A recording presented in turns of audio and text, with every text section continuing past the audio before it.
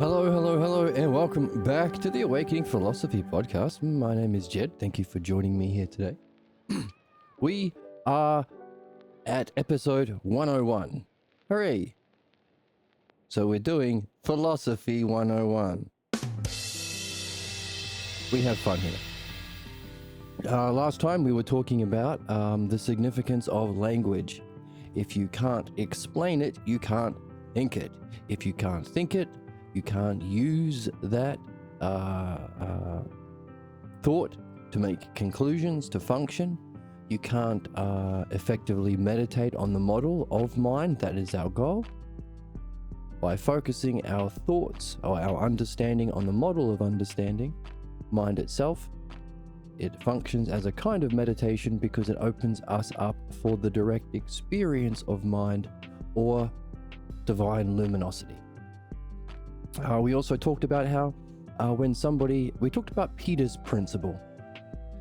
3 levels of Peter's principle. Peter's principle is the name given to the idea that you rise to the level of your incompetence. So in a job, you do really well in the job, you understand it really well, and you can function through that understanding to great success. You get a promotion. You understand that job really well, you get promoted again. Now you're in a job that you don't understand, you can't do it well, no more promotions for you. That's where you stay. So effectively, you are in a job where you are stuck and rubbish, incompetent. Your level of ignorance. Peter's principle. Now, we have an application of that in philosophy to do with our false beliefs about ourselves that we get from childhood based on our family clan tradition that we all get, the root cause of human ignorance and problems, but without the skill of understanding called the dialectic, which can be used to reflect on our unsuspected false beliefs. They're unsuspected because we didn't come to them through reason or words, as the oracle says. The problem is that you can't reason someone out of a position that they didn't reason themselves into. It wasn't through reasoning itself, it was through belief. So our fundamental mask, our image of ourselves that we identify with, that stars in our daydreams, our night dreams, our tangents, and our fantasies, that image that we think is us is false.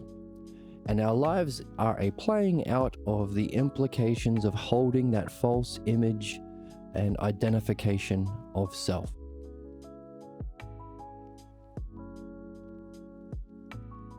That's human life, that's human suffering, that's human problems, that's being stuck in a problem. The skill of dialectic applied to surfacing and removing that is called philosophical midwifery. Because not many people have learned it and practice it, most people's life become a playing out of the pathologos Peter's principle, because the pathologos is the name of that false belief about the self. And so we look for ways of either hiding our problem or look for professions or jobs or opportunities where we have power over others, sometimes as simple as being a parent, where we can play out our false model of what it means to be knowing, the injustice that we suffered and carry with us, but do it to someone else.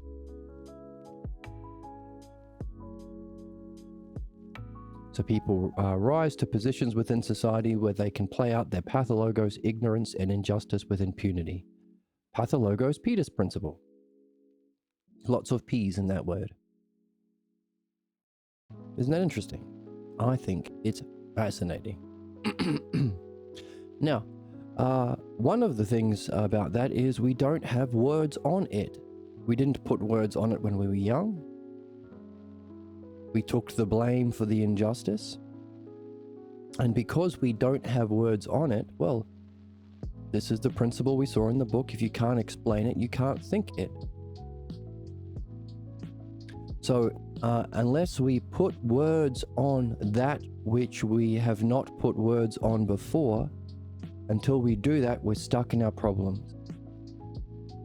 treating ourselves unjustly, treating others unjustly, living a life where we can't remove our problems, we're stuck, and also having a negative effect on our death and reincarnation.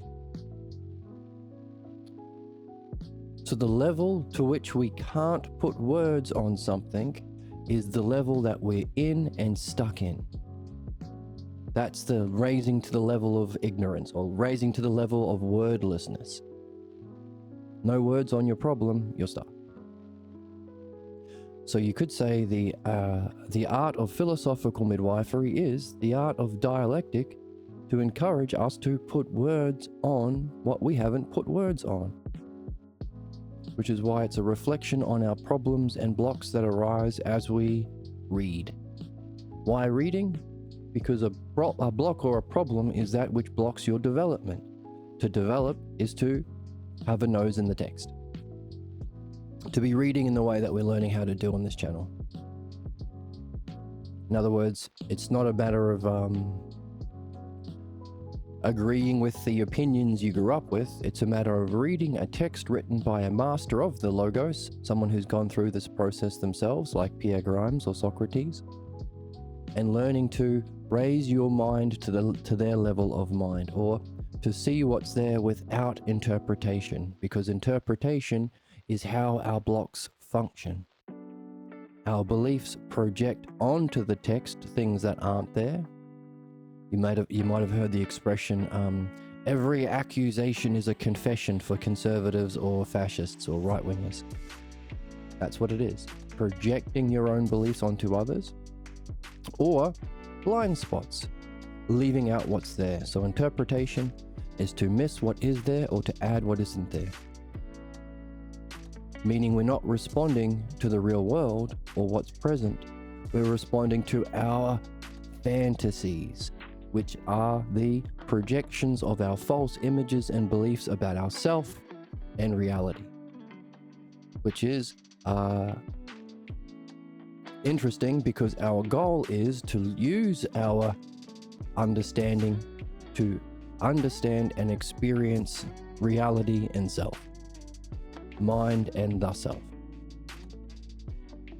So it's fascinating that the two fundamental levels of insight or enlightenment we are blocked from because we are carrying a pseudo version or a fake version or a pretender to the throne instead. So human problems, a false image and belief about self and reality, our human excellence to actually understand and experience self and reality.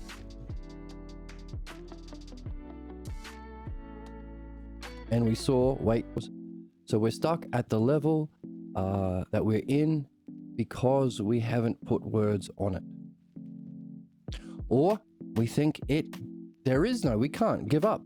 Don't even try to put words on it because it's ineffable. I can't be effed to put words on it.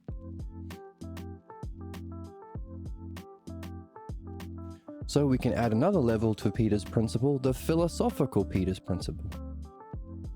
You've got the regular one, you raise to the level of ignorance or lack of understanding in your profession. No more raises, so that's where you are. Or no more promotions, I should say, no more promotions. The pathologos Peter's principle, equally seeking a situation or a career or a situation where you have power over somebody else so you can play out that pathologos ignorance with impunity. And the philosophical Peter's principle, the level that you say can't be understood, or it's ineffable, or it's beyond words, that's the level you will be stuck at. Because understanding is how we evolve. So our evolution isn't growing wings or a physical thing, it's making use of our most evolved capacities or functions, our ability to self-reflect, which is ousia, and to do so with logos or understanding. So logos and ousia are two key words we need in our language, without which we won't understand ourselves. We won't understand our situation in terms of evolution. We won't understand what we need to make use of to evolve, to solve our problems. We'll be stuck. So we need a certain language to be able to understand. And if we don't understand, we're stuck in a kind of Peter's principle. And we saw an example of that with Jesus. He had a experience of, if we can think of it as 3 levels, the physical realm of our physical senses, from which we derive our false images and beliefs about self and reality.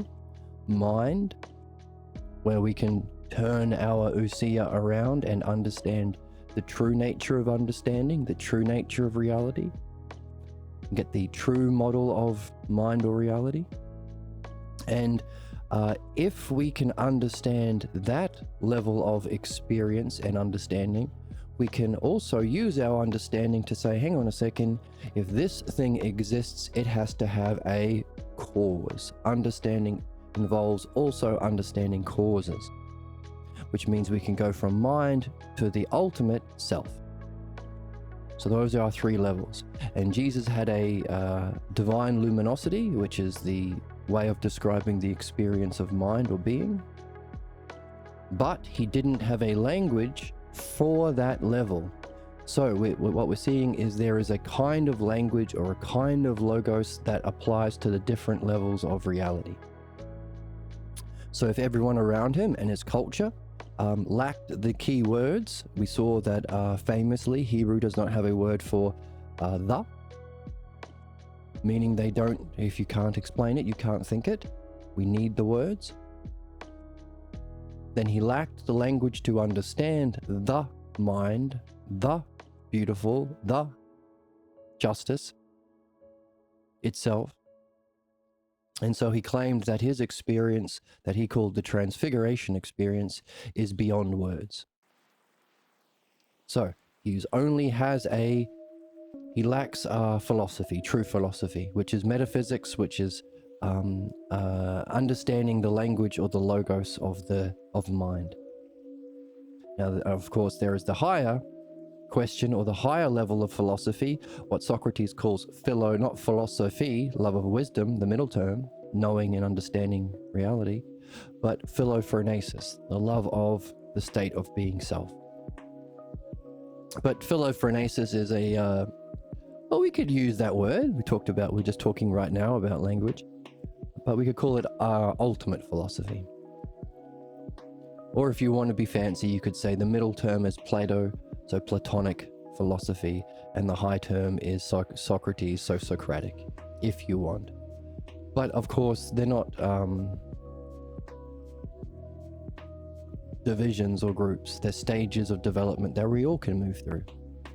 So Jesus having that Platonic experience, but only having a language of the physical world, claimed it was ineffable, beyond words.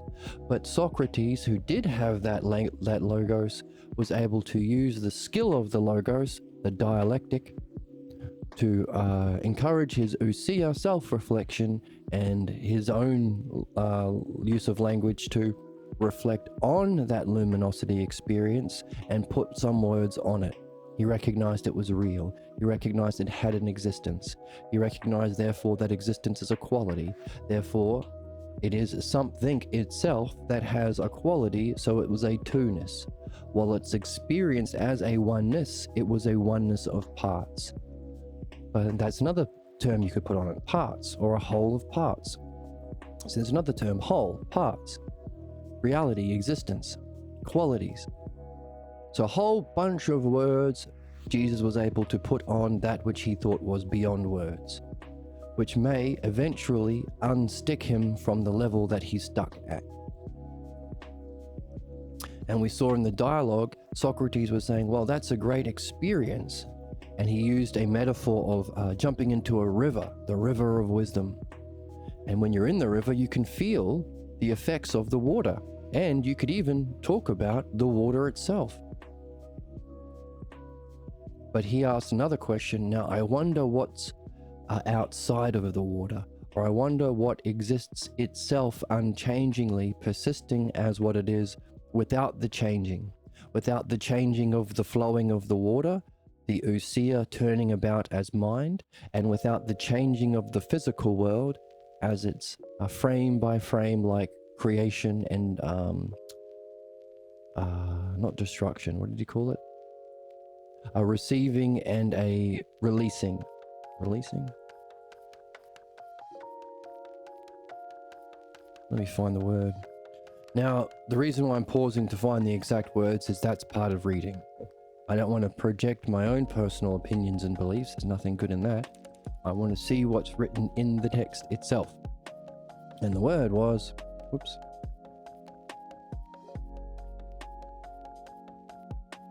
This is the question that Socrates raised to Jesus. Hey, that's fantastic that you were able to jump into that river of wisdom.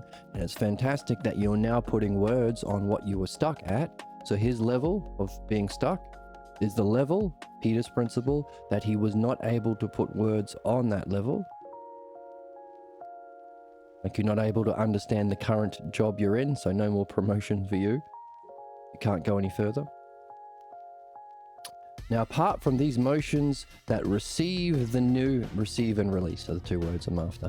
Receive the new and release the old, there is something that always remains the same, persists unchanged, and steadfastly what it is in an unchanging way.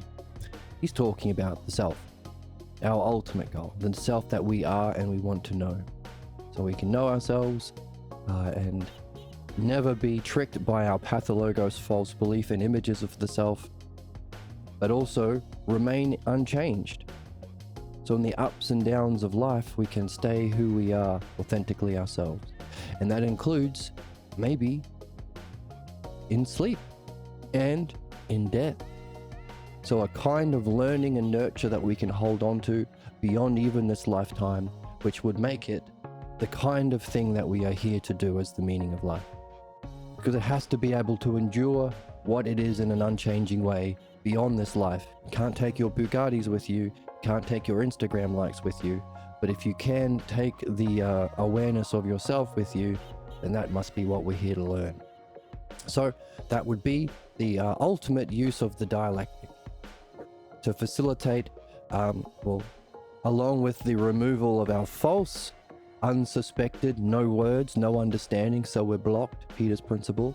Remove our false, unsuspected beliefs and images of the self and reality, but also to understand and through that understanding facilitate an experience of wisdom or mind, the river of wisdom, and the self. So the actual reality and the actual self. That's our purpose. That's how we make use of the evolved capacity of ousia and logos, which makes us different from cows, cabbages, and caterpillars. What makes us evolved, and that's the only kind of learning we can take with us, but also it facilitates our excellence and growth, because with wisdom and with the kind of phronesis, instant knowing of the self, we can function beneficially to help people in their own development from ignorance or false belief through understanding and wisdom to reach the self themselves. So, as that's what ultimately benefits, we could also conclude that this mastery of the dialectic is the ultimate art, because art is a skill that's used specifically to benefit the subject. In the Greek, that's what the Greek word of idea of art means. So, levels of logos, levels of language, a language that can describe things. So it's always only descriptions. There's no absolutes. There's no principles. So people stuck in the physical world are often stuck in a language of us versus them, or competing for resources, or justifying the savagery of belief and capitalism and fascism and sexism, because, hey, it's my team against your team. The establishing of fake hierarchical structures that puts whoever your family is at the top and all the other groups underneath to justify Peter's principle, justify inflicting suffering to teach them a lesson, punishment.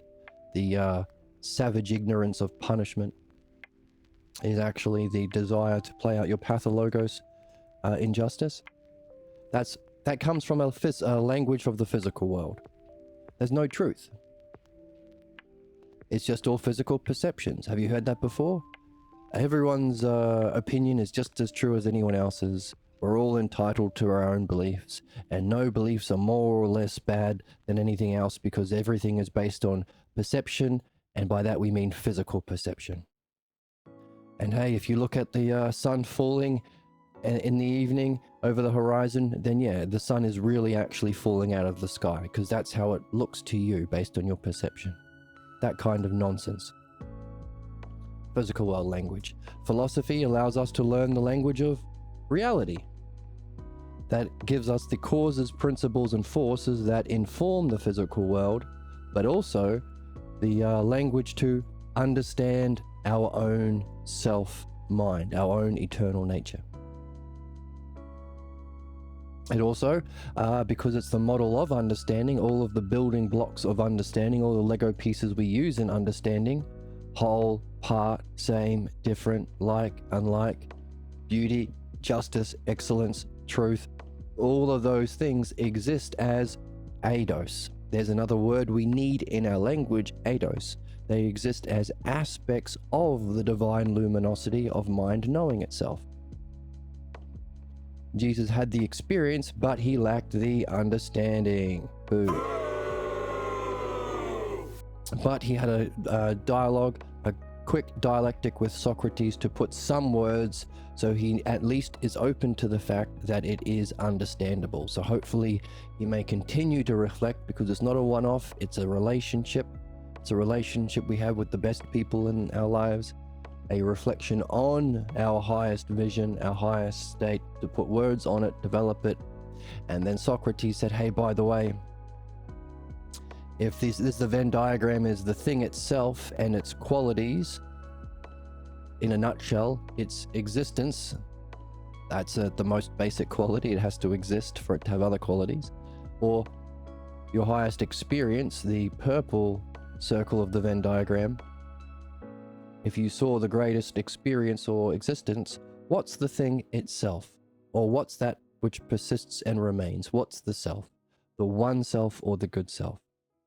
Not oneness, not goodness, not the eidos or the idea, capital I, of the self. Now we use capital I, idea, in English to point to the Greek word eidos, which means to behold. It's not the way that they teach us in school, form.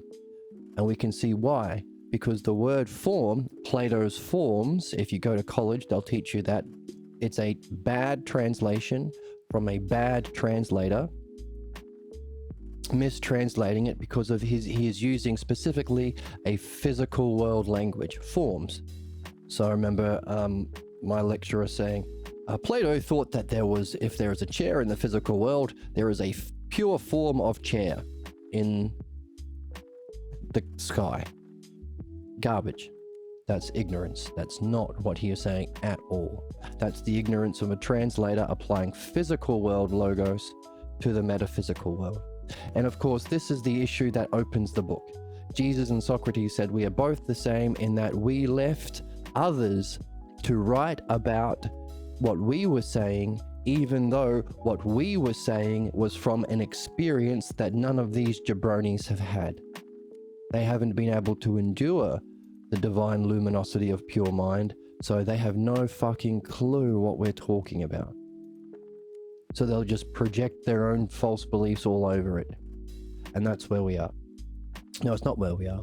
Because 2,000 years after Socrates came along a professor of philosophy named Dr. Pierre Grimes, who rediscovered the use of understanding the dialectic in philosophical midwifery. He wrote the book that we read on this channel, Philosophical Midwifery, The New Paradigm for Understanding Human Problems. The new, but the title's a new, but it should be the. He discovered this in helping cure alcoholics from alcoholism by understanding the nature of our problems, recognizing there's a pattern, recognizing or rediscovering the art that Socrates had called philosophical midwifery. So we had a translator free from projecting his own personal beliefs and opinions and language of the physical world onto what Socrates was saying, allowing us to get the Balboa translation of Plato, the only translation of Plato worth a damn, because it is the only one with the actual, well, the only one that translates it properly.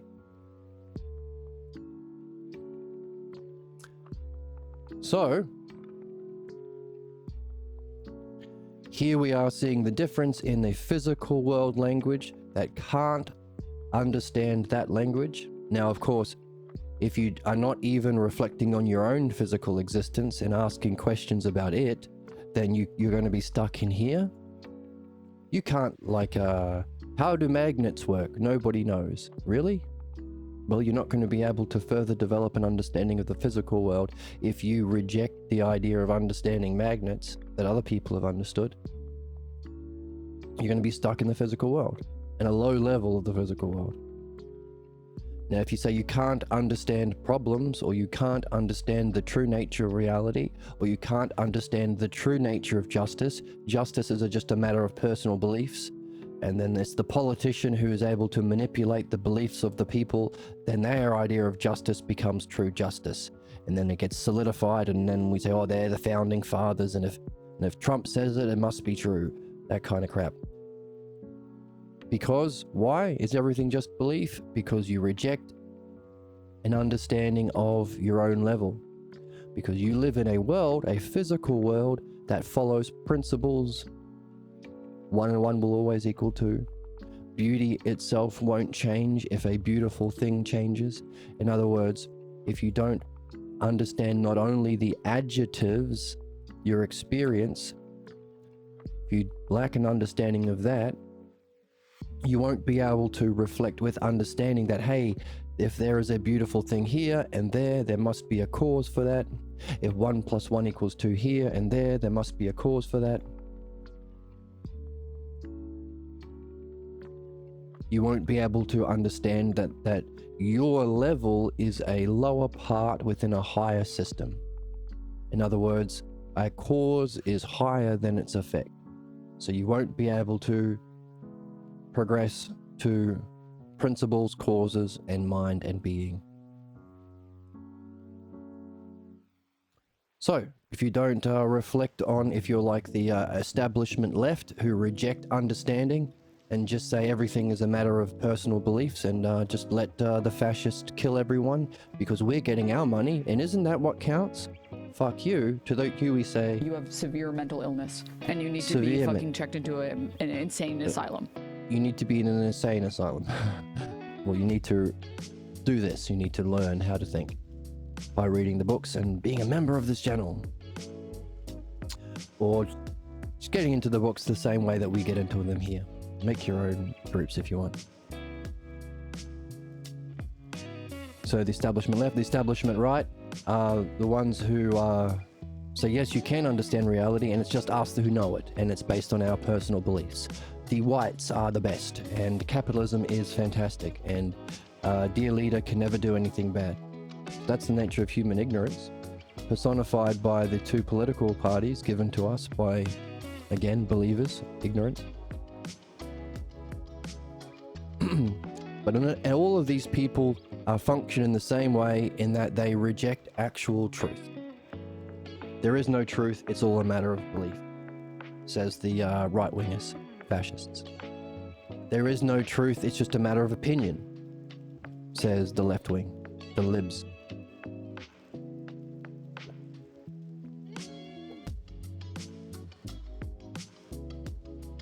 So in not even understanding their own situation, they deny the existence of there being a higher level. So this is Peter's principle. If you can't understand your own situation, you're stuck in it. You're stuck in it because not only do you not really understand your situation, but you can't understand understanding involves understanding yourself as a part within a whole. In other words, understanding a bike doesn't just involve understanding a bike, but it also requires understanding how a bike is used within a part within a greater whole. You can talk about the parts of a bike, but you also talk about how it functions within transport. So how you exist as a bike rider on the streets with the cars to drive drive your push bike, ride your push bike to the shop for a lovely meat pie. So understanding brings to light the idea that understanding requires understanding the forces, principles, preconditions, and causes on wherever you are, which implies there is a higher level beyond where you are, which is required for you to see to move into that thing. If you reject that there is anything that's understandable about your situation, then you reject a higher reality that is its cause. And if you reject that place, if you don't think LA exists, you will never be able to travel to LA. And if your purpose is to know yourself as mind, then you'll be blocked from your own development. So you need to understand your own stage, which implies an understanding of the principles, causes, and preconditions and forces for your current level, which you need to reflect upon, because it's that kind of reflection that makes you able to transition. So, many people in our physical world currently reject philosophy and metaphysics.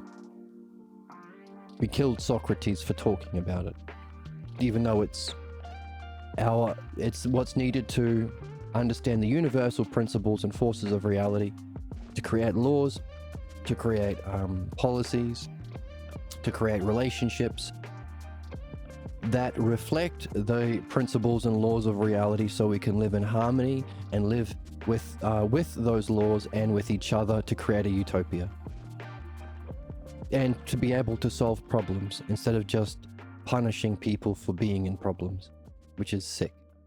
So in other words, we are by opposing an understanding of the cause of our physical world being, we're in opposition to our own benefit.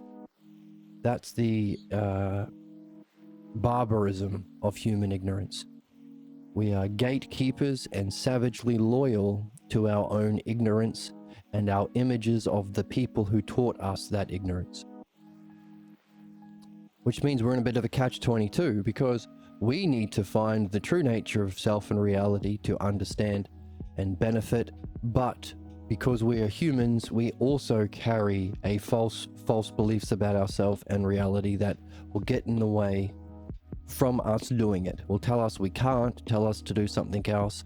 That's why we have to be doing philosophical midwifery as well as learning philosophy at the same time. We have to be addressing the blocks that will arise as we make this upward movement or anagogic movement. So, because most people do not have a language or have not yet learnt the language of the understanding, dianoia, excuse me, they're stuck in the physical world, and it also makes it kind of dangerous or crappy for us trying to share with the world what we need to solve problems and reach excellence, because when we do that, people will get mad, because they've been taught to get mad at anything that challenges their particular worldview. Only in my whole life of doing philosophy, there's only been one or two people I've ever come across who has paid attention to any of this with an open and curious mind. Almost every single person has been angry or mad or wanted to make fun or wanted to exile or wanted to threaten me or anything that I say about the very thing they are literally here to do, the very thing they're desperately seeking themselves, an understanding of themselves and reality. Which is a curious place to be. But hopefully there are people who follow along with this channel, and so they would be in that group of the best sorts of people out there.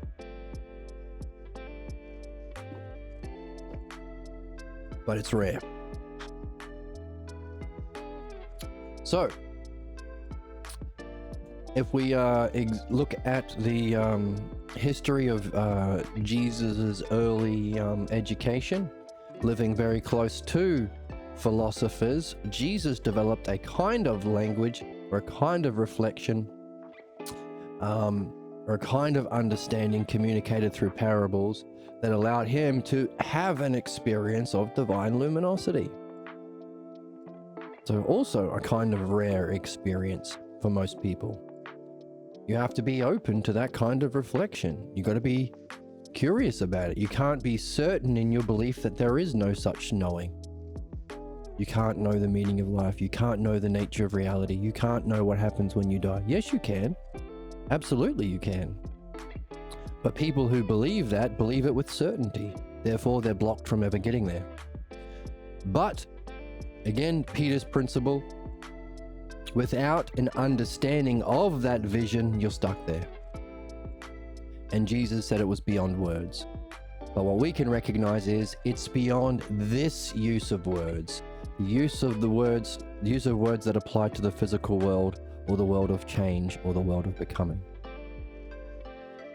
Socrates helped him put some words on it with this art of the dialectic, which may help Jesus over time if he maintains this relationship and he does the work in removing his false beliefs. So the relationship also involves philosophical midwifery. He may be open to understanding his position, which may free him up to reach, because understanding, as we said, also involves understanding how it's a part within a whole, or it has to have a cause. Everything has to have a cause. So everything that exists or is experienced has to have a cause.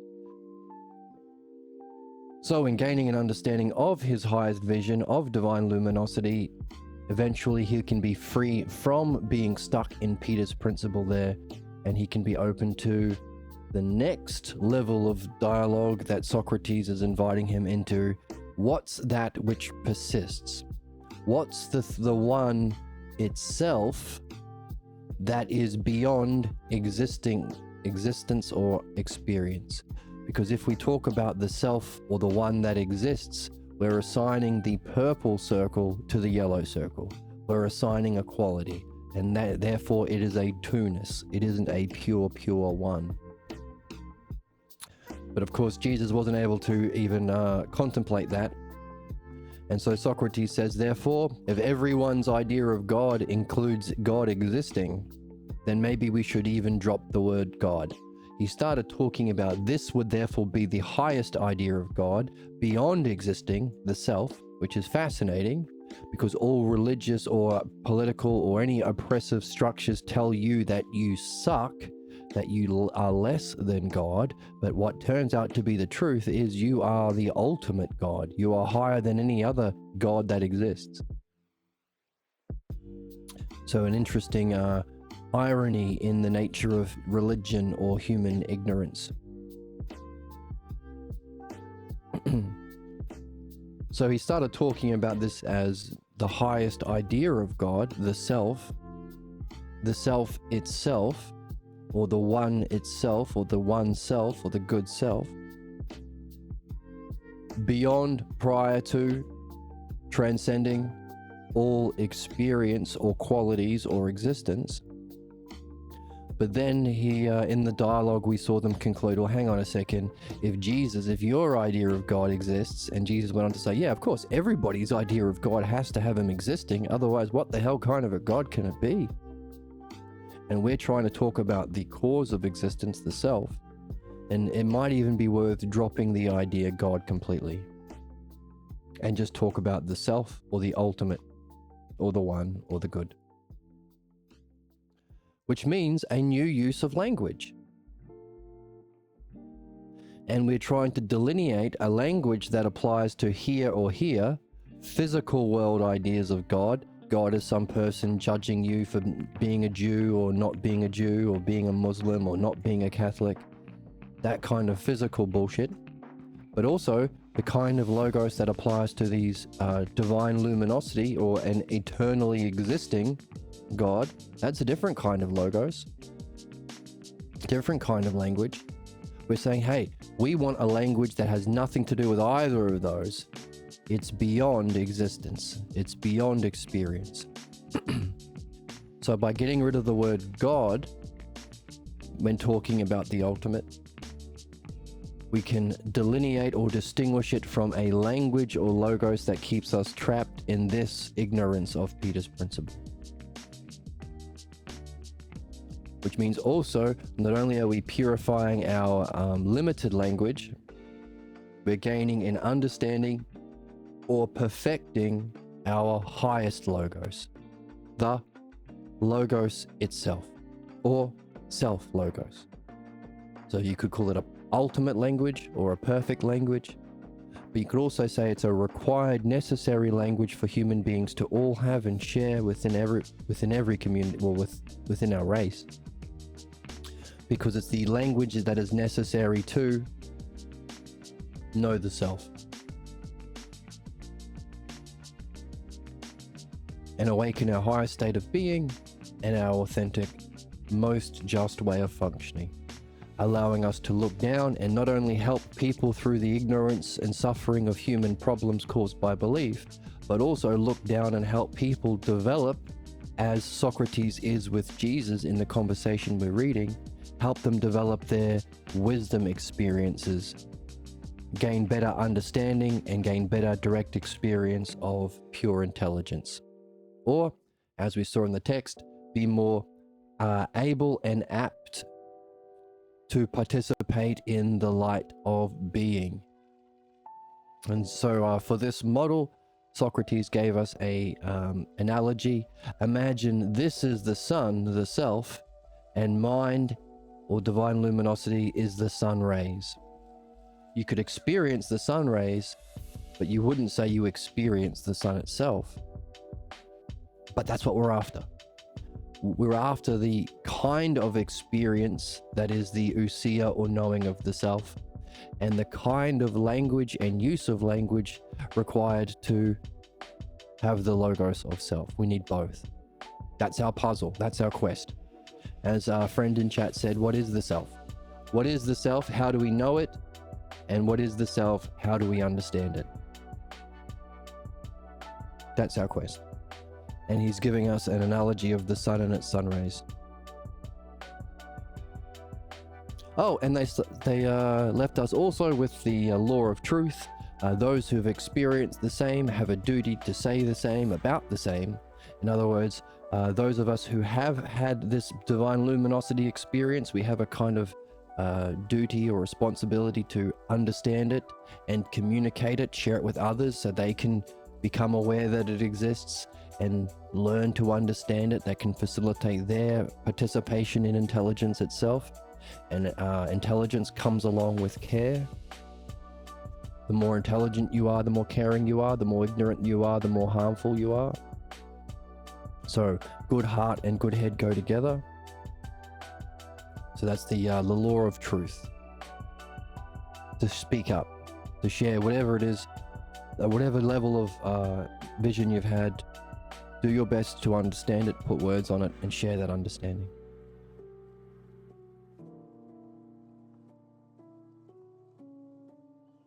And also significant in the sun analogy, he's talking about how it feels. This is not just academic. We want to feel it. We want to be full of light, full of luminosity. Those who can participate in the light become enlightened themselves and more able to shine a light that benefits others as well. Based on our ability and aptitude to participate in that, which is nothing other than what we're doing here. Nothing other than our use of understanding the dialectic to purify what's false, midwifery, and perfect what's true, philosophy and ultimate philosophy. To remove our false beliefs of self and reality through understanding and actually develop an understanding of self and reality, that's our job. And to the extent that we do that and carry that quest in everything we do, even partying and making love, as the conversation was in the last couple of days in the text, if we can carry it in everything we do, we become capable, able, apt Worthy is also the word from the text. Worthy for that to receive the gift of divine luminosity and also release that in order to receive the self, the knowing and understanding of the self, which will be a new kind of knowing and understanding, which requires a new kind of logos, because it doesn't apply to anything else that has existed or has been an experience. That's the rub. A new kind of logos, a perfect language. That's where we are in the text. So let's jump in.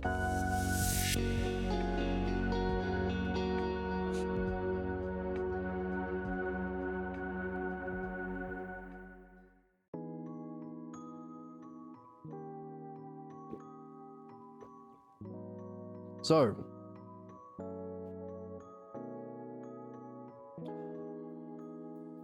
in the end of the, we have some spam in chat. He's an AI guy. Go away, AI guy. Robots will replace that, and that's that's terrifying. Terrifying robots. The internet is all robots. It's all robots, the internet. You piece of shit is a robot. You just blow in from Stupid Town. Vapid cunt. Jesus. Dumbass. Dumbass. Robot. All right, so this is the end of the conversation. Which of these two mirrors your own vision? Is it that which persists unchanged and steadfastly what it is, outside of the receiving and releasing, or the receiving coming into the procession, the return and the departure, the coming into existence and coming back into the luminosity of every moment or experience in the human condition, the back and forth between wisdom and ignorance? Is your highest vision a level of wisdom or that divine luminosity? Jump in that river?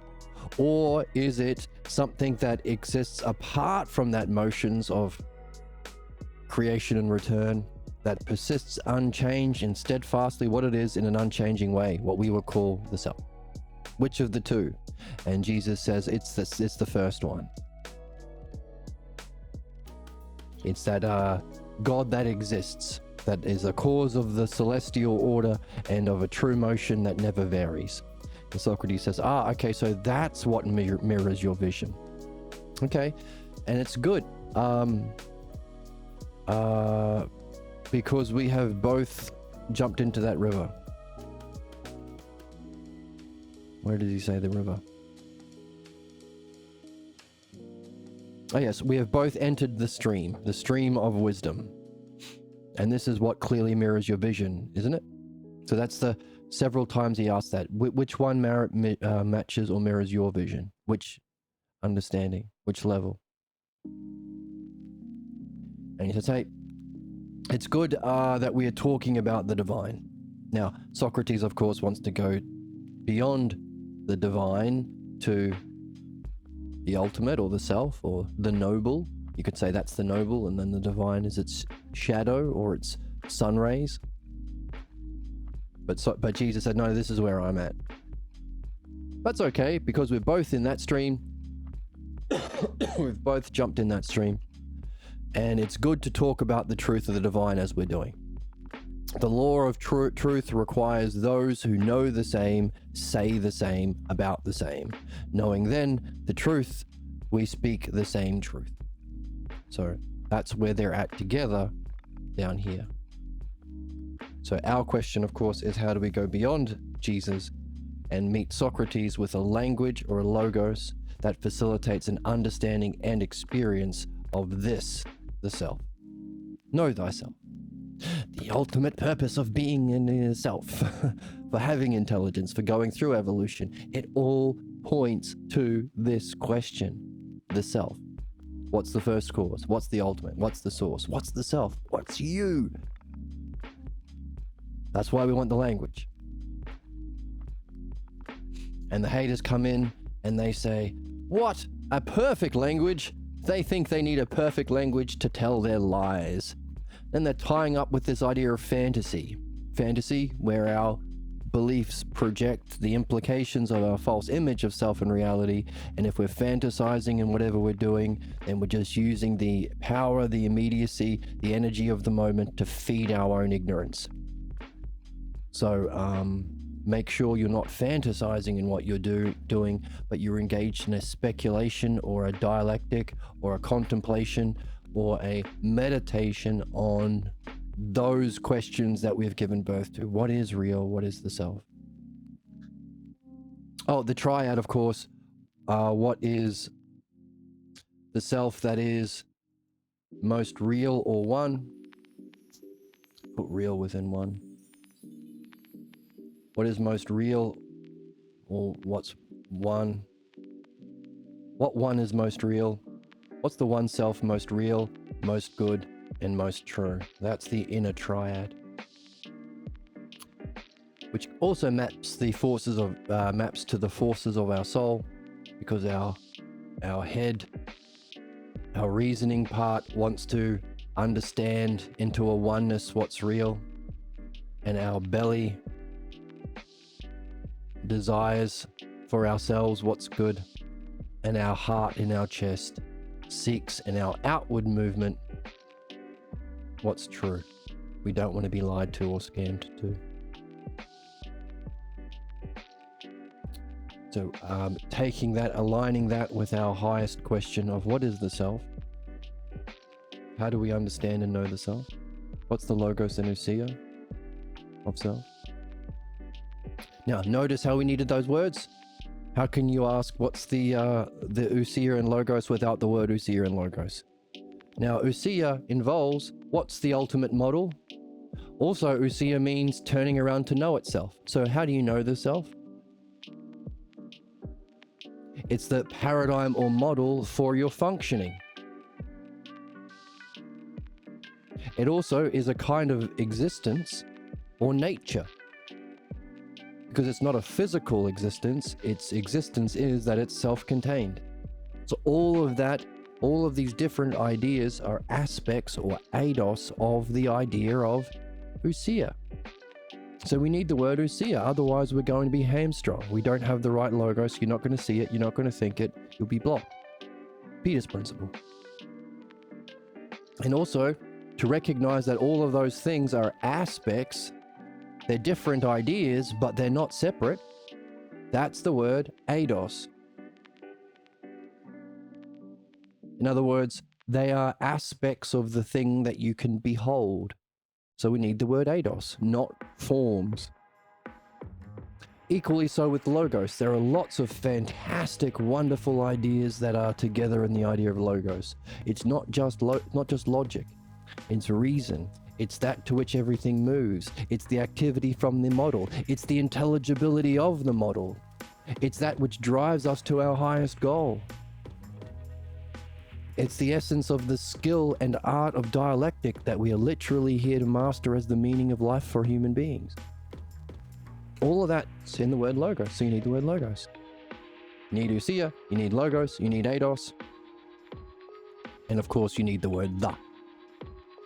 Because we're talking about the self, not a self. So, we need a perfect language. But the haters say, no, they just want a perfect language to tell their lies. So, and they also talk about fantasy. Cultivate fantasy. No, Socrates said the opposite. He said there's a difference between fantasy, because fantasy is what human beings do when they're not carrying a question about the self or reality. Because everything that you do will be an implication of the false image of self and reality. That's fantasies, that's daydreams, that's tangents. So people say, I have ADHD or I have a psychic problem. No. It's called being human. The cause of your tangents or distractions or fantasies, if you are pursuing a meaningful goal, personally meaningful goal, being bored by something garbage isn't a problem, is simply your mind saying, hey, you're here to reflect on your false image of yourself that's inconsistent with the true self that you would be if you actually reached your personally meaningful goal. Here's a tangent, here's a fantasy, here's a daydream. And by the way, that's the nature of night dreams as well. That's the difficulty of modern psychotherapy, which is the same issue. They're using a language of the physical world down here, a language of physical medicine, illness, diagnoses of physical illnesses. It's your brain's heart chemistry that's wrong, have a drug. It's your hard wiring of your physical brain. They're using this logos to understand problems that require this model, ousia, and logos understanding. That's the difference between true psychotherapy or philosophical midwifery and modernism in Aristotle's tradition of materialism. But of course, we want to go beyond even that to learn the model and logos of self, which would contain, in a higher sense, what's needed for both solving human problems or psychotherapy and also perfecting spirituality and philosophy. So you'll be a guru of gurus and the ignorant. With this logos, that's the idea of being beyond or transcendent. And therefore, in whatever we do, if we carry a question and a wonder about the logos and ousia of self, we are engaged in meditation. Otherwise, we are engaged in fantasy. That's the difference. He's not saying don't party or don't make love. He's saying don't make love with a mind using that energy to do your fantasies. Be in the moment and use that moment to speculate about the self and your highest, most meaningful goals.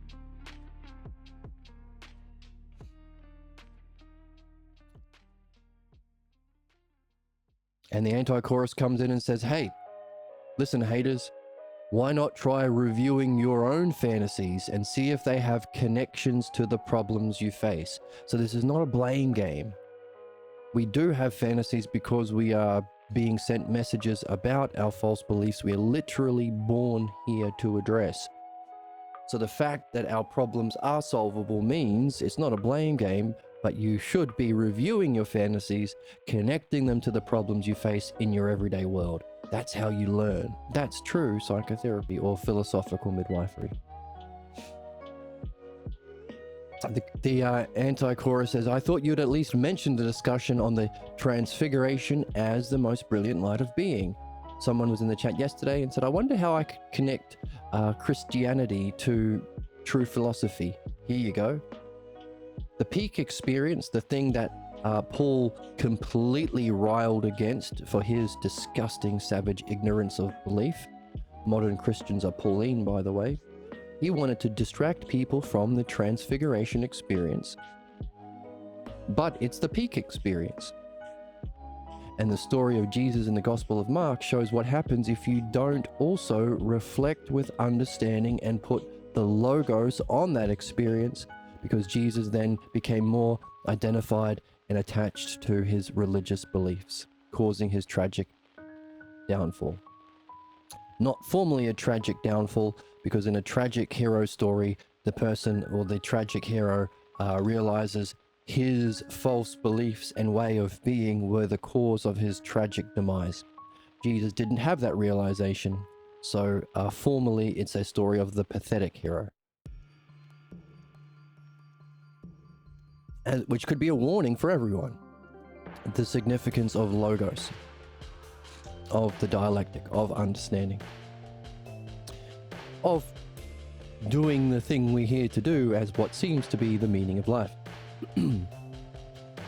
So hey, the haters who are interested in belief and crap, they could connect the transfiguration to the most brilliant light of being, bridging the gap from ignorance of belief to understanding. There's your doorway if you're religious. Well, I'm actually not listening to anyone else because people lie about Jesus. I want to learn from Jesus himself, and his peak experience was this transfiguration experience. Yes, he didn't develop understanding, but he did talk about the need for understanding the parables to reach that state of being which he calls the kingdom of God on earth, or kingdom of heaven, which is something that you can be as a state of mind. Therefore, if I am going to be an actual Christian, I'm going to listen to him and learn from his mistakes and make the connection between the transfiguration experience and the most brilliant light of being, and get my ass into Platonic philosophy. Thinking Christians should become Platonic philosophers, therefore. But the haters don't want to do that because of their fear and ignorance of their own mind and benefit. But also the haters didn't talk about the God beyond all predicates. So once you get into Platonic philosophy, you realize what you really need to get into is what is its cause, the self, or Socratic philosophy. The God beyond all predicates fell on deaf ears. So why not wake up for a few minutes and and try some of the practices they've been describing. Try the dialectic. Try speculating. Try carrying these questions in everything you do, whether you're making love or partying or anything, or reading. It's a win-win. It's a win-win-win-win-win. Put aside your hostility and give your mind a chance to see itself. Wow. Wow.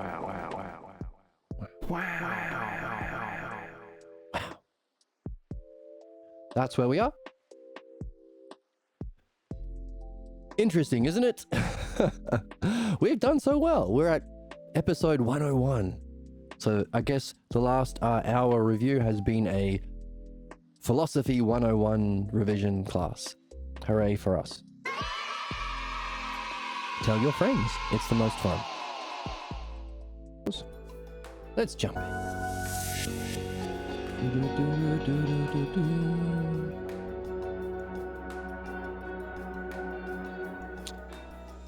Put aside your hostility and give your mind a chance to see itself, says the anti-haters. There they are, and they sound like this. Give your mind a chance to see itself. Give your mind a chance to see itself. Why not wake up and... Actually, let's read the whole thing. Let's do the anti-haters too. I mean, let's do the haters and then the anti-haters.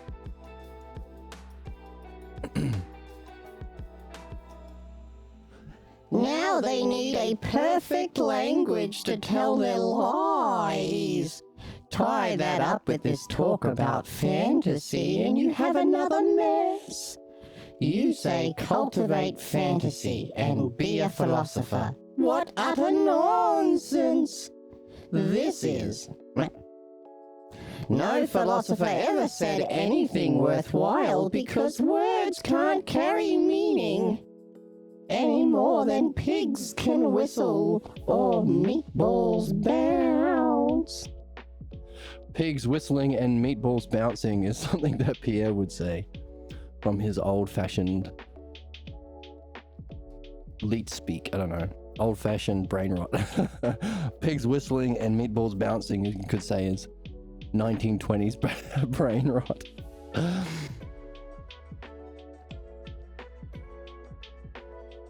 Of course, it's the thing that does communicate meaning. It's our tool for experience and to understand the experience, to learn from it, integrate, go through it, and beyond it to its cause. So the opposite of what the haters been hating on. And now the anti-chorus comes in. Anti-chorus. You scream aloud as long as you want. Scream out loud as long as you want, and it will change nothing. Why not try reviewing your fantasy and see if they have some connections to the problems you are facing in your everyday world? I thought you would at least mention the discussion on that transfiguration experience as the most brilliant light of being. But not so. And the talk about God being beyond predicates fell on deaf ears, didn't it? Why not wake up for a few minutes and try some of these practices that they have been describing? Put aside your hostility and give your mind a chance to see itself. Wow. Wow. Wow.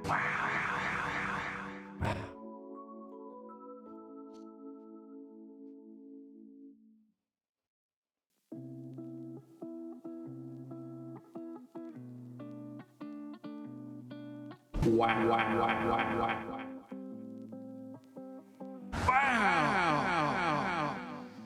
Hmm.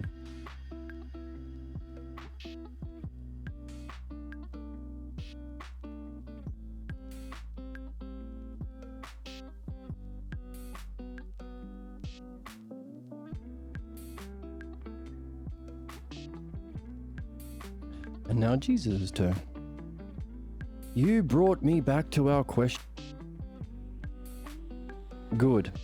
I was taken away just in reflecting upon our friend Dionysius, the Areopagite. It is a simple thing to say, well, for you, yet it has far-reaching implications as all truths do. I would prefer to ask you a question so that you see that in answering you too will have reached the truth. Oh, well, hang on a second. What's going on here? I think maybe Jesus is seeing how successful Socrates is being as the dialectician leader, but now he doesn't like that, and now he wants to be the leader and saying, I'm going to help, I'm going to say that you've reached truth. Maybe he's being kind. I don't know.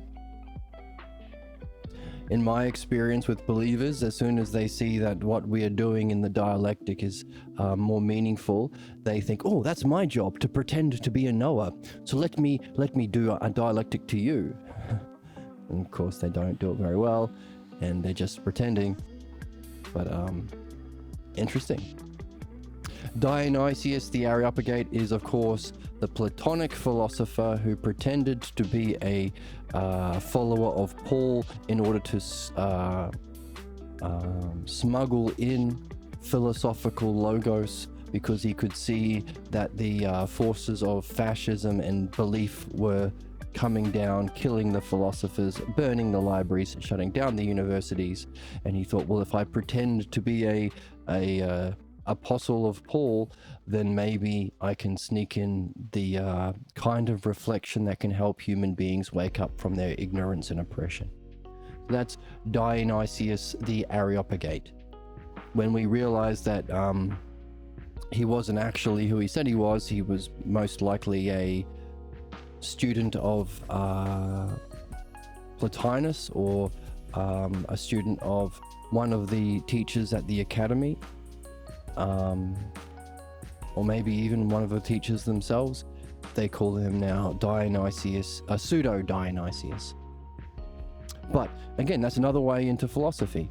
I think Dionysius is the most quoted person by Saint Augustine, who is supposedly the philosopher of Christianity.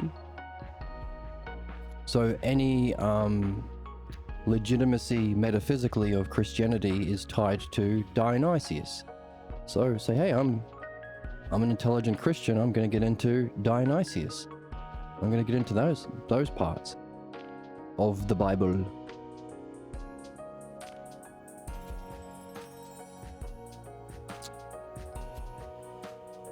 So now Jesus wants to be the leader, and Soki Maloki, that's what I call him. You don't have to call him Soki Maloki. I love this guy. I love this guy. He says, I couldn't wish for a better way of going, and I welcome it with the same spirit. Jump in then, Jesus. Very true it is, Socrates. Now, who among your followers came closest in advancing this idea of yours?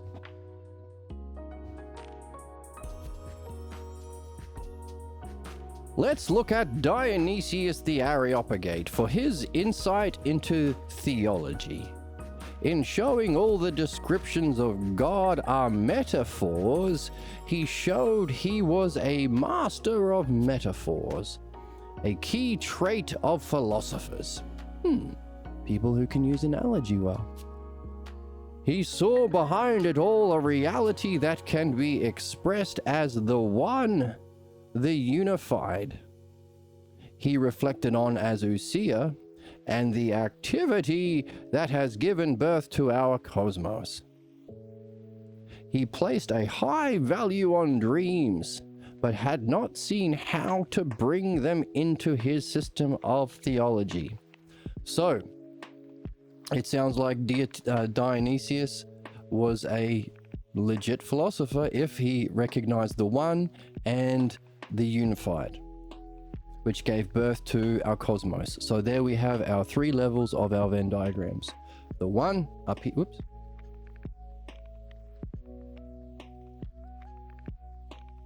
The one up here, the oneness or the unified, or sometimes called the divine, which then gives birth to our physical cosmos. So those are the three levels, and Dionysius has them. But also, as we've been saying, hey, if the meaning of life, therefore, is the development of understanding, that's how we evolve, called the dialectic, we can therefore use the dialectic to understand the truth, philosophy, remove what's false, midwifery, but you can't do both of those without, and also sharing it, remember the law of truth, to put words on it, so sharing it with the world. And the fourth element is you can't do those things without help from your dream maker. Your dream maker will give you guidance on specifically how to do those things. So Socrates has been telling us that all the way through, but he's also been telling us that, hey, whether it's Dionysius stressing the importance of dreams, whether it's Socrates in Plato's writings, where Socrates talks about the significance of dreams, or whether it be the final teacher at the academy before the Christians shut it down, Emperor Justinian, the founder of Christianity as the system, and beginning the dark ages of terrible shit. Damascus, the final teacher, he stressed the importance of dreams, but whether it be Plato, Dionysius, or Damascus, they didn't understand it to the level where he could integrate it into their philosophy. And that's what we have been doing through this text. We have therefore, in recognizing that the dialectic is the structure of understanding, has four parts: definition, demonstration, division, and conclusion, which makes use of the two primary terms of understanding. Talk about the Venn diagram of self and experience, or self and other, or one and many.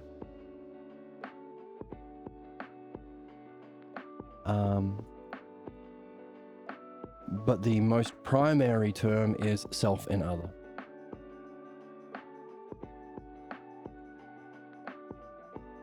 Because self is itself, and other could be experience is other than itself, existing is other than itself, isness is other than itself.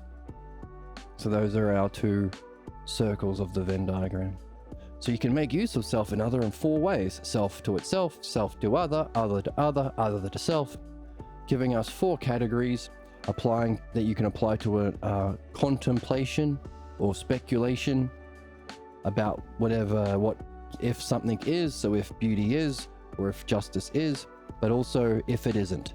If it isn't, what could you say about beauty? How does it function to self to others? Demonstration. So definition is the self in relation to itself. Self to others is demonstration. Other to others is how that functioning divides up in division. And then from that, you can synthesize a single other that you can then analyze by referring it back to the self, other back to self. That's conclusion. So those are the 4 stages. And if there are 4 stages within the dialectic, maybe there are 4 applications of the dialectic, or we're doing a dialectic on the dialectic to recognize that we have to be seeking the truth about self and reality. In doing so, we can surface our problems, allowing us to do our highest kind of functioning of the dialectic, to remove our false images of self and reality, to become free of our problems. That's philosophical midwifery. You need dream analysis to do both. And of course, the law of truth, share it, talk about it. Talk to your friends over coffee, and I have no coffee, so we're having juice. Have juice with your friends at the juice bar and talk about it. And create art about it, create content about it.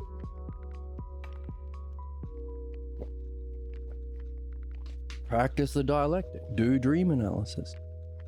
Every morning if you're with someone who has a good heart and head.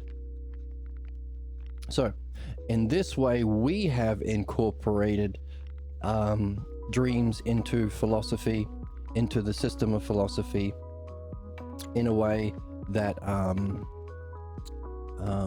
Plato, Damascus, and Dionysius wasn't able to do. But from this book, because this book is such a goddamn motherfucking banger. Now, we would have to therefore we'd have to break down, in the same way we have the midwifery book that we're reading to really nail down that part. We read the Balboa translations of Plato to hear Socrates nail down the dialectic on truth. But we have to therefore do our best to create our own books, breaking down the elements of dream analysis. That's something that he seems to have left for us to do and have fun with. And once we break down how specifically we use these 4 or 8 categories of systematic self-reflection or understanding, how specifically we use it in dream analysis, we can then share it and write books. And that's mythology. And that's also how we earn the big bucks. Everyone will buy our books and we'll be super famous. And we'll get all sponsorships from gambling companies and VPN companies. And we'll get rich. And that's what it was all about. I'm just kidding.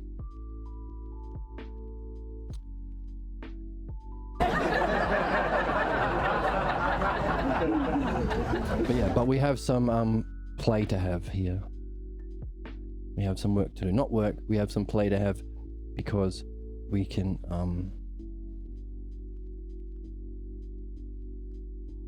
work on the specifics of dream analysis and how it relates to the dialectic. It's a win-win-win. It's a win-win-win-win-win. Hey man, wouldn't some kind of future where people have all their whatever basic needs met of shelter, all this crap, and they could do whatever the hell they want, wouldn't that be good? No, it wouldn't. What? R.M. Brown. It would be good. Disgusting. I'm so disgusted. So disgusted in you, R.M. Brown.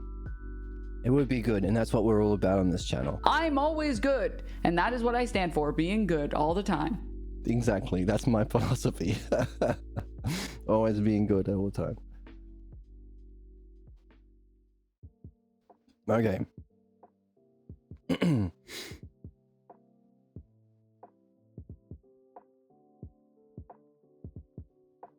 Where are our dudes? Here they are.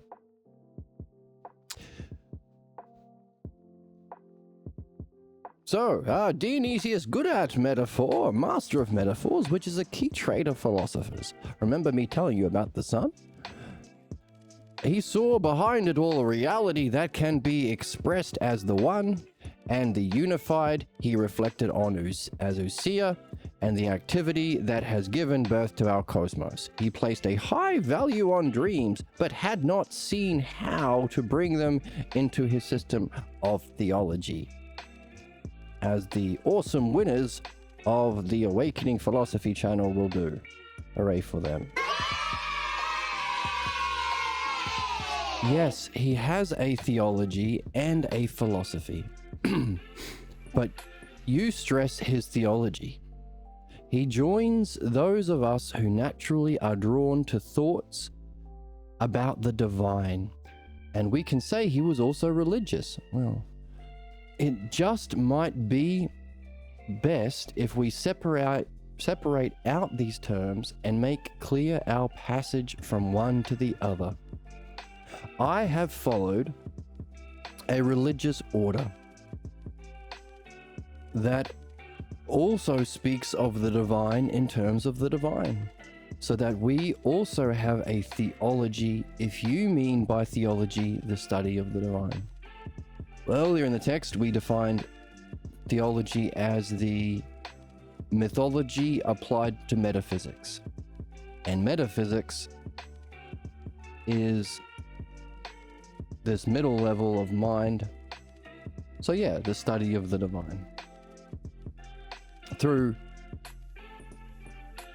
metaphors or mythology used to communicate the principles or eidos of mind. That's theology. Ain't literal.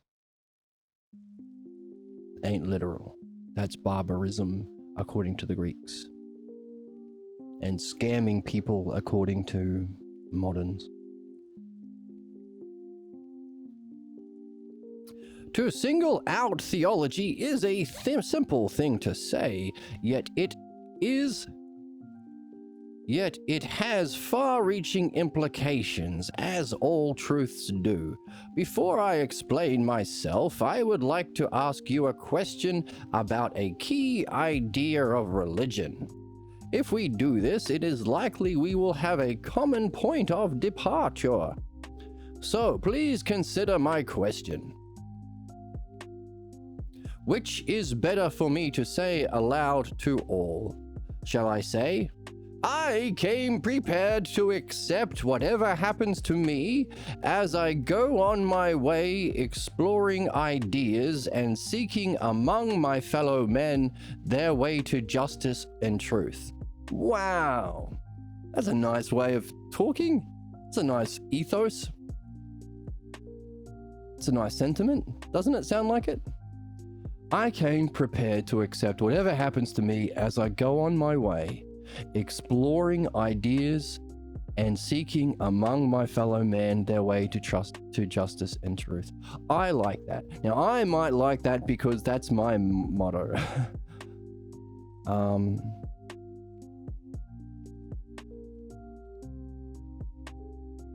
Yeah.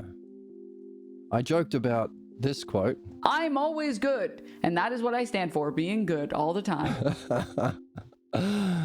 But in a sense, being good and doing good, or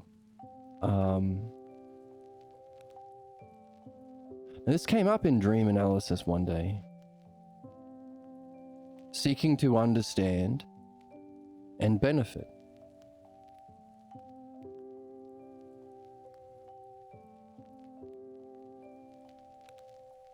That's kind of all that I've ever done, and it's confused me as to how difficult that is, but of course we're understanding why it's difficult. Well, in the text we've been given the idea that people would rather be entertained, but also there is a kind of hostility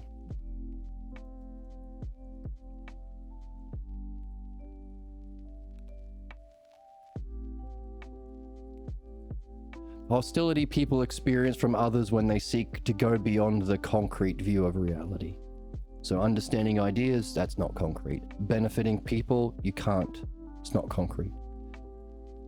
I mean, it's concrete in that there are universal principles of understanding, but the understanding required to help people solve problems and benefit is an understanding of mind. So, the hostility people experience from others, we read that only a short while ago. But, yeah, so that might be why I like it. I like Socrates' motto.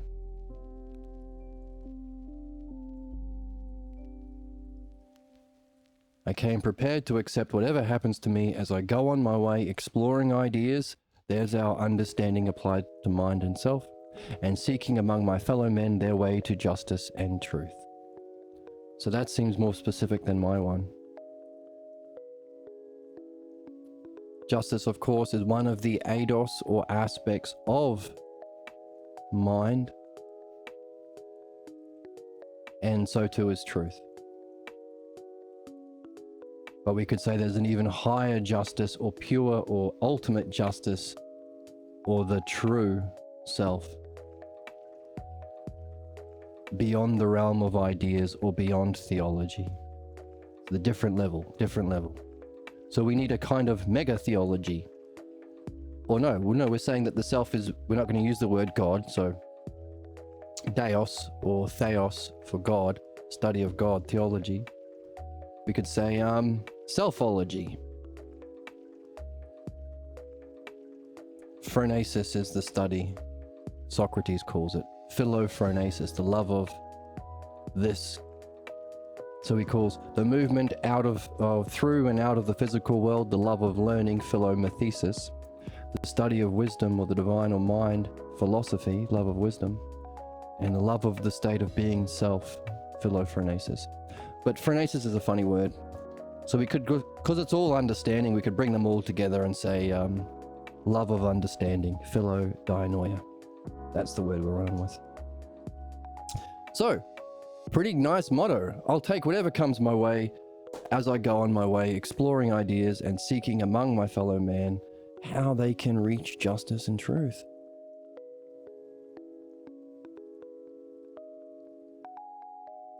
Or, shall I say, I have come to save mankind through my own efforts and bring them to salvation. Huh.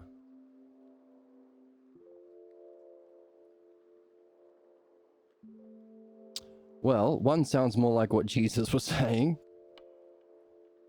First of all, I am the chosen one. The only way is through me. That kind of crap people quote from Paul. Also, the idea of my own efforts. We're kind of following the Logos. We're exploring and understanding. We're not in charge. We're trying to figure out what is the nature of what is in charge. Salvation is also a loaded term. So I was talking about benefiting people, but salvation is often tied to the idea of... See, benefit comes by helping people free themselves from their beliefs. Whereas salvation is often packaged along with beliefs. If you believe in our team, you'll get salvation. It's the earliest scam, because you don't sell a product. Hey, it's a cure-all product. Salvation. What's that? Everything you want. You want to go to heaven? You got it. What do I have to do? Give me money. What product do I get? Nothing. Just pray. Maybe I'll send you a cross necklace. Scam. Not hard to see because of President Trump selling Bibles and religious merch and all that crap. The biggest scammer of them all. So yeah, so two different kinds of ways of talking about benefiting people. But the saving mankind through my own efforts is a bit loaded. And also the idea of salvation is loaded. Even though on this channel, we're sharing the thing that benefits everyone and would be necessary to prevent extinction of our species. So that's a kind of saving of mankind. But I don't know how much my effort's going to do that. That's why I have a soundboard. That's awesome. No, a soundboard is awesome. I find that very entertaining. Kant's a little fucking bitch. My soundboard makes me laugh when it says Kant's a little fucking bitch. You're a baby. You're a little baby.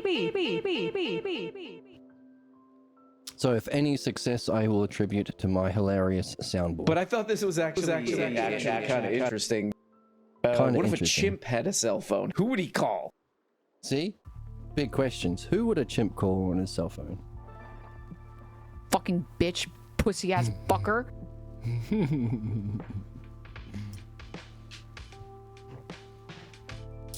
Yeah. It's a good question, Sock. I came prepared to accept whatever happens to me as I go on my way, exploring ideas and seeking among my fellow men their way to justice and truth. Sounds like a good way to live. Or shall I say, I have come to save mankind through my own efforts and bring them to salvation. Also, one might be more like pleasant to receive, and also more likely to keep your head on your shoulders. Because if you say, I am the only way, then ignorant people go, well, I'll just kill you. Problem solved. Whereas if we're just exploring the ideas that exist eternally and talking amongst ourselves about how we reach justice and truth, then it's not a person you can kill. Jesus, you are trying to bridge our differences by expressing what you take to be my position. However, I would need to change your question. Consider this. Which then is better for me to say aloud to all?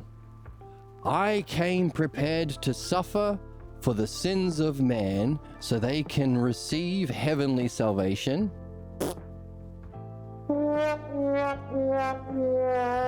Or I am prepared to go through whatever is necessary for the sake of those who are striving for their salvation. The second one's a lot better. Why? To suffer for the sins. We talked about punishment being fucked. Punishment never helps anyone ever. All it does is create suffering within the soul, which distracts from actual reflection, actual understanding of causes needed to solve problems and grow.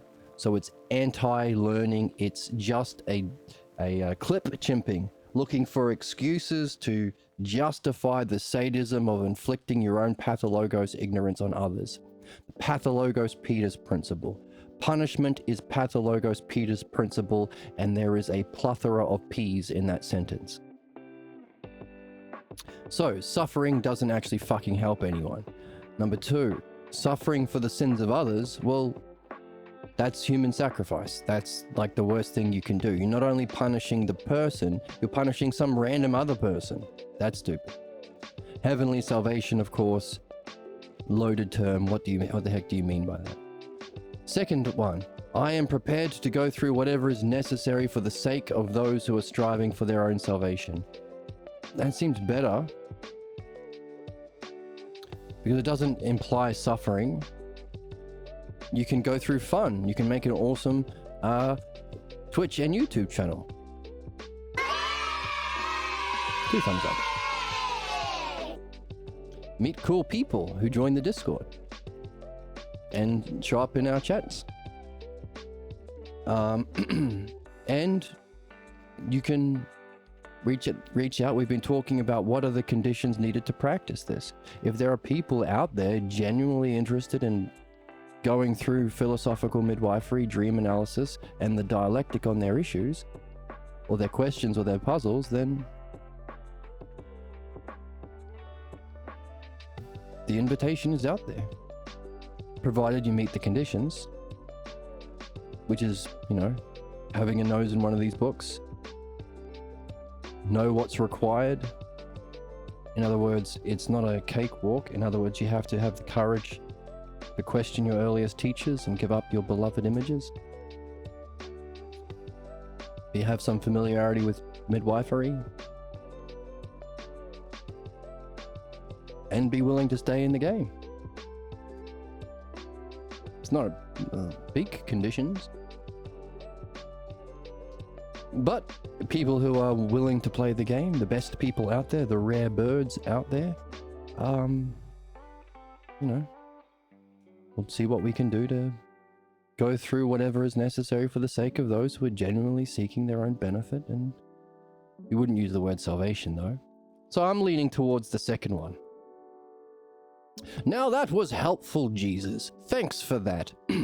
In the first, it is a call to suffer for the sins of mankind. Also implies that we're sinners. That's garbage too.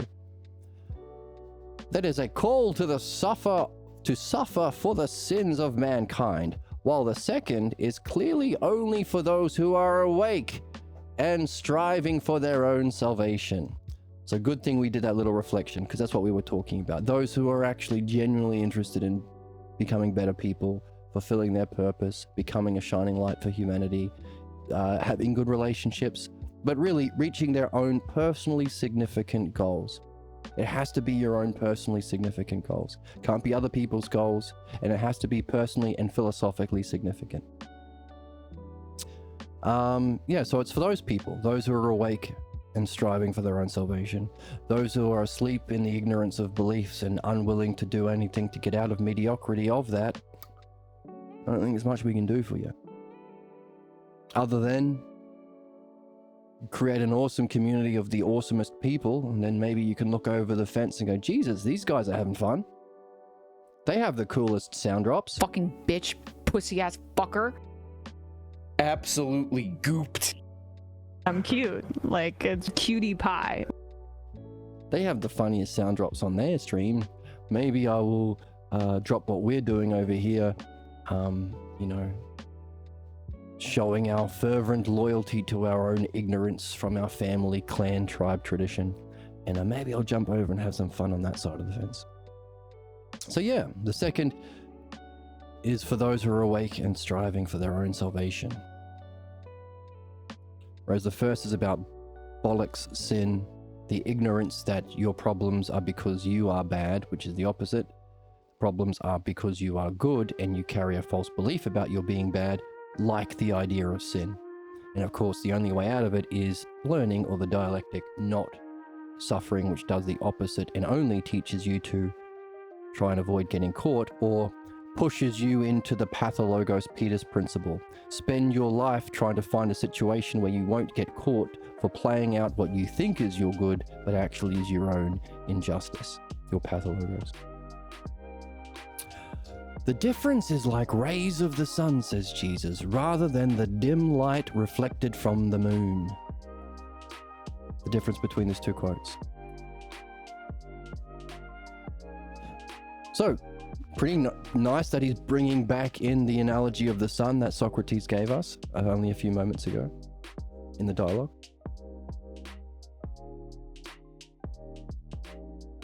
Now you know that it is pleasing for me for all to know and hear this, since it will help mankind from falling into their folly and sin. Still using the word sin, are you, Jesus? Clearly, training the mind to reflect upon the highest and complete knowledge is the way it can illuminate human life. The union of the two can be brought about only by turning mind upon itself to recognize there is only one dynamic between both. All right. So, he's using his own kind of logos or kind of language from his own tradition, upbringing, and personal beliefs. But he is saying there are two things. Help mankind from falling into their sin or folly, or what we would call, with a more accurate logos, a more perfect language, we would say help people escape their pathologos, ignorance and suffering. And the second thing is training the mind to reflect upon the highest and complete knowledge. That is the way of illuminating human life. What we have been talking about is using our understanding to reflect on the model of understanding that's turning mind around to know itself as the complete knowledge. That's what we've been doing. This is what this is. This is a map. This is a map of understanding and reality and stages of cognition and evolution. And here are the terms on the map. So the cities on the map, whole and part, same and difference, those are the Venn diagrams. So we can say the top circle, same, different, and the bottom circle, whole, part. So those are the terms. One, manyness, rest and motion. Those are the duads. The other cities on the map: excellence, beauty, ordered, justice, good, true, fun, joy, free. These are the goodnesses. There is a pseudo version in the bottom realm. There is the true version in the middle realm of mind. That's what Jesus has been talking about as the complete knowledge. And there is the ultimate version in the self at the top. And therefore, so a bunch of twos to create the Venn diagram, a bunch of ones to populate the cities on the map. And of course, because there are three applications of those monads or onenesses, there is a triad as well. Lesser, greater, and ultimate.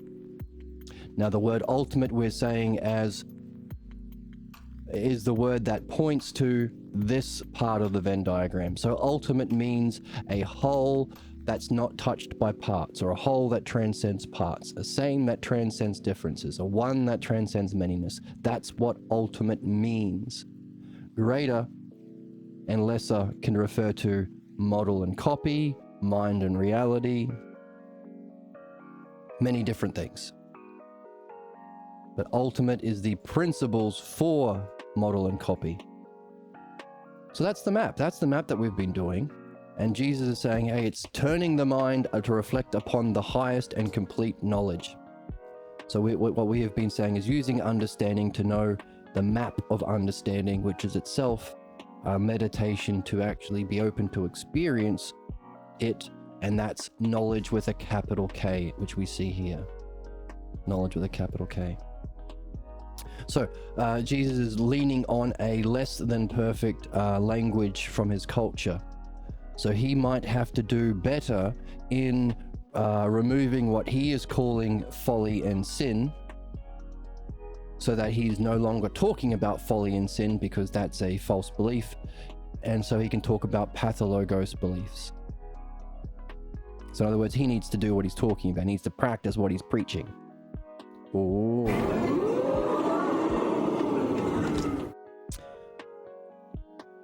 And the training of the mind to reflect upon the highest knowledge, that's the dialectic. That's what we've been doing. The union of the two can be brought together only by turning upon mind upon itself to recognize there is only one dynamic between both. And of course, the dynamic is the dialectic. The dynamic is the skill and activity and art of understanding that's applied for both. It's a win-win. It's a win-win,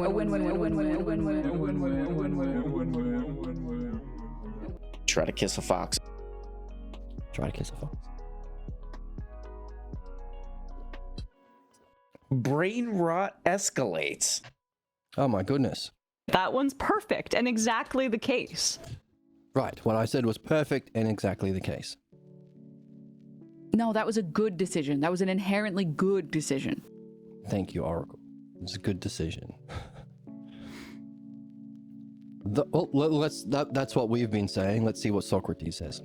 The dynamic is intelligence and what we call the logos, don't we? There we go, the logos. The skill of the logos, or the art of the logos, the dialectic. So we weren't far off. The dynamic is intelligible. No, sorry. I missed it.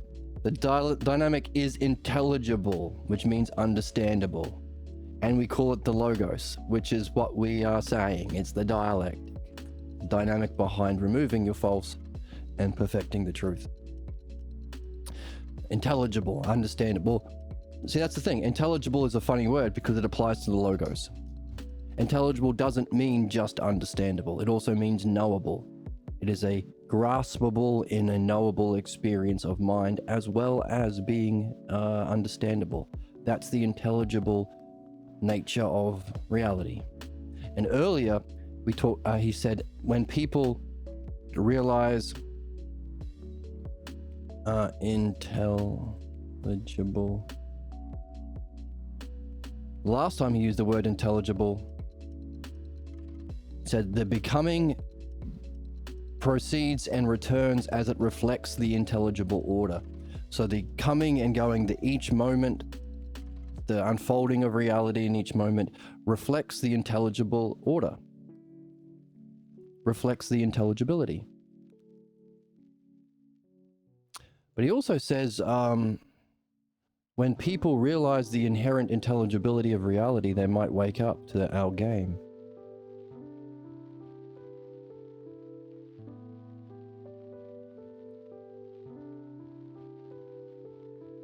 Intelligible causes. Now, this is a fun game you can play. If you find a keyword like intelligible, you can do a word find, and you can link ideas are related to it together.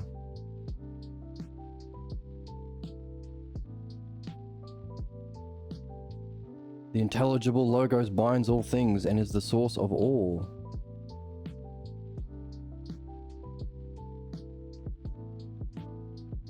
So maybe cosmos?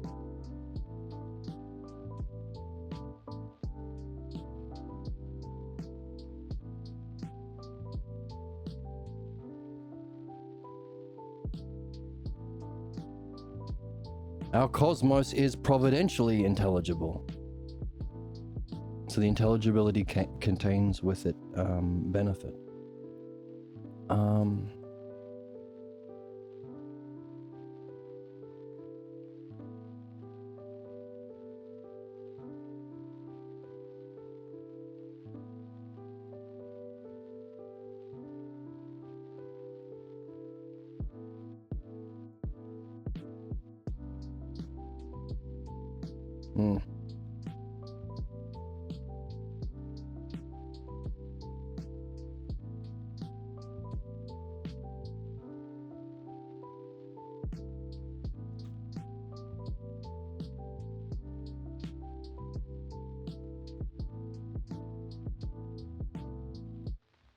I can't find it. He said earlier, when we realize that we live in an intelligible reality, we can wake up to our human quest. Anyway, let's keep reading.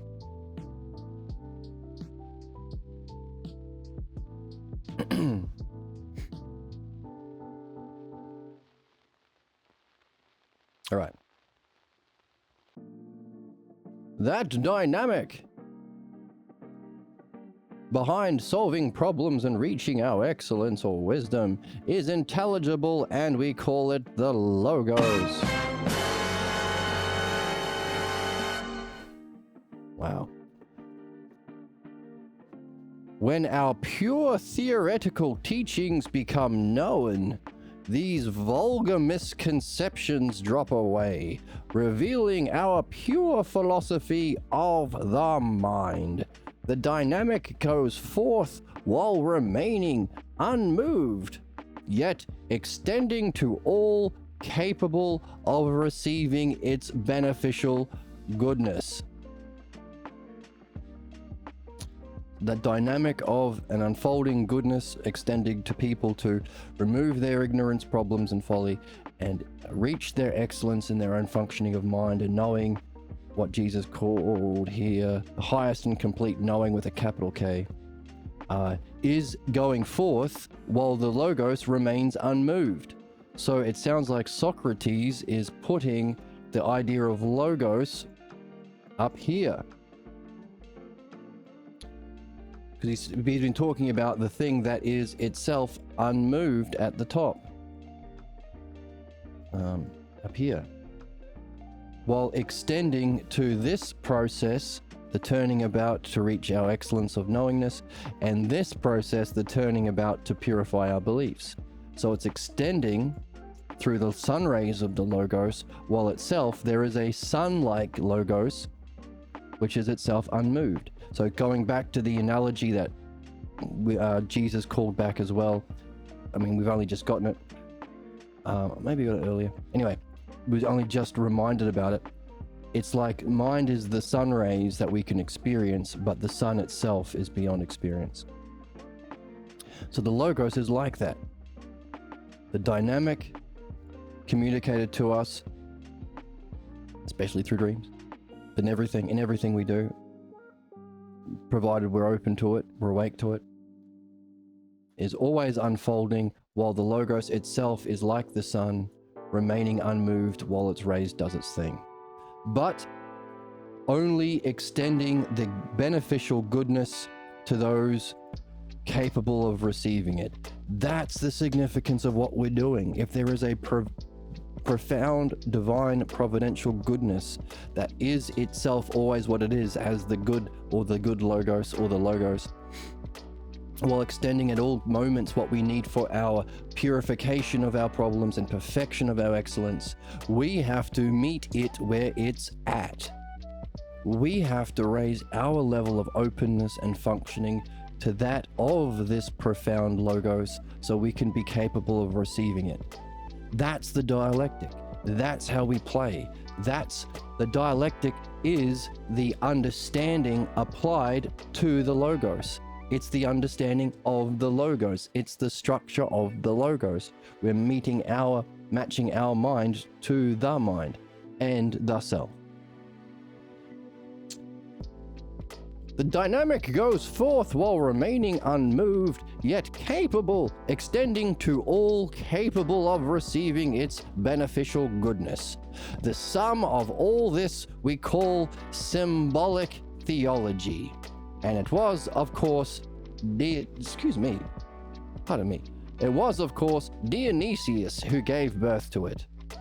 So symbolic theology, meaning, as we said earlier, true theology is a symbolic or metaphorical representation, and he just finished saying that Dionysius is a master of metaphor. It's a metaphorical or symbolic representation of these forces which we are nailing down ourselves in our own understanding right here. That's true theology. So we want to be capable of receiving it so we can receive that goodness being extended to us. And Jesus says, well, yes, that is well said, Socrates. And when they're saying that's well said, that's our indication that we've reached a nice point to take a pause for today. Well said. And well said, everyone following the channel. Interesting stuff. So, the dialectic. And are we prepared to accept whatever happens as we go on our way exploring ideas through the dialectic and seeking among our fellow men their way to justice and truth through the dialectic? And in doing so, are we becoming more able and receptive to the divine providence of the Logos because it also functions through the dialectic? So are we becoming a reflection of the self? And is that our way to knowing the self, the dialectic? Or recognizing that there is a use of Logos, there is a kind of Logos for all levels, but it's this Logos that's like a sun always remaining as itself, that has that we want to master so that we can function perfectly in every realm. Helping people, as Socrates is doing with Jesus' wisdom, helping people remove their beliefs in midwifery as the ultimate way of exploring ideas, truth, and justice of the self. Once again, the dialectic is what it's all about, baby. In the chat, I want to solve God better by saying single forever. Well, you can, the best way of playing this game is it's not a solo quest. Is to recognize it's not a solo quest. And if you can find a partner with a good heart and a good head, you can practice the dialectic every single day. Because one way of receiving that divine providential goodness is by waking up in the morning and over eggs and coffee saying, hey, what was your dream about last night? And practicing the use of the dialectic in dream analysis. That's what this text has been highlighting over and over again. Whether it's Damascus saying dream analysis is necessary, whether it's Plato saying that Socrates is pointing out the significance of dream analysis, or whether it's Dionysius the Areopagite in the Bible saying you need dream analysis. So if you've got a partner or a close friend who is in this game, those who are awake to their quest, then your whole relationship can be a contemplation of the dialectic. And that was the part of the text we just went through as well. Whether you're partying and drinking people under the table, whether you're making love, or whatever intimate experiences you're having. The point is to make sure you're doing it while contemplating the dialectic on self and reality. Because if you're not, you are using your false beliefs. You're attached to your false image and beliefs of self and reality, and you're using the immediacy and the intimacy and the power and the excitement of the moment to fuel your false images of self and reality. And what we just concluded between Socrates and Jesus is our job is twofold: to purify that, not embolden it, and keep that question and master that dialectic applied to our questions, to perfect our wisdom and purify our ignorance. And Socrates is saying that's great, but also, have you noticed that both things follow the same dynamic, which means it has to have a single cause? That's like the sun. Get to the sun. It's the same sun rays that purify and perfect, but our job is to go through both of those processes, same dynamic, but both processes to reach the self. Which means we need an ultimate language or a perfect language. Perfect is what the haters said. We're saying an ultimate language or logos, because Socrates says it's the logos. The logos stays what it is while unfolding its sunray logos in those other two realms. So we want to learn that logos and master that dialectic, which allows us to benefit both, but also to reflect upon ourselves and know ourselves as the self, which is our highest cause, or the first and final cause. Everything emanates from that self and seeks to return to that self. That's our purpose, to master the logos and dialectic of the self. And then Jesus said, well said, and well said to us. Exciting stuff. That's what we're doing. Carry that question, wonder about that logos, perfect that dialectic. And as our friend is pointing to, also, if you've got good people in your life, they're good because you can practice that game with them. Because that's literally what we're here for. And if you're not doing it, you are doing it. You're just doing the shitty version. You're practicing a false dialectic on your false image and self, and your choice of goals will also reflect that false image of self and reality. So you're a walking dialectic whether you like it or not. All we are doing is waking up to that fact. To be ignorant or asleep of it is to be stuck in human suffering and problems, and why the pages of human history have been soaked in blood. But to become awake to it is to realize how we can actually make use of Usia and logos that makes us evolved, not for injustice and infliction of suffering or punishment or sadism, to get out of our pathologos Peter's principle and make use of it through this kind of fun reading of this book, which kicks ass anyway, to wonder about the self.